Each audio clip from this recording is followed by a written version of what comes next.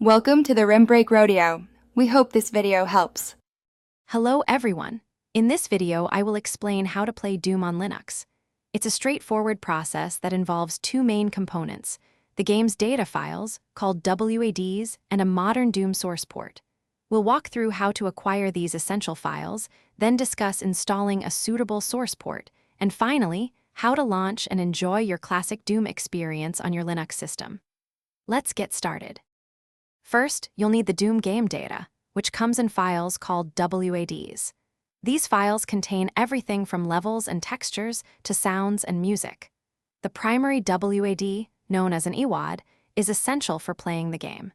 If you own Doom on platforms like Steam or GOG, you can usually locate these WAD files within your game installation directory.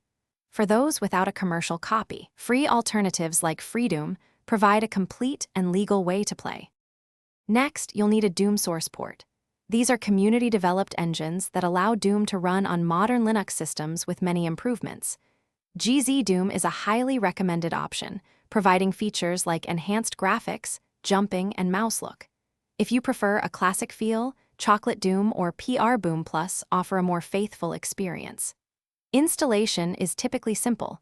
Use your distribution's package manager, like sudo apt install GZDoom on Debian-based systems, or sudo dnf install GZDoom on Fedora. With your source port installed and WAD files ready, it's time to play. Open your terminal and navigate to where your WAD file is stored. To launch, type the source port's command, followed by the EWAD flag and the name of your WAD file, for instance, GZDoom EWADDoom. WAD. If your WAD is in a different directory, provide its full path.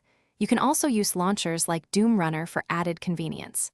Now, immerse yourself in the iconic action of Doom. Thanks for watching. Consider subscribing if we helped you.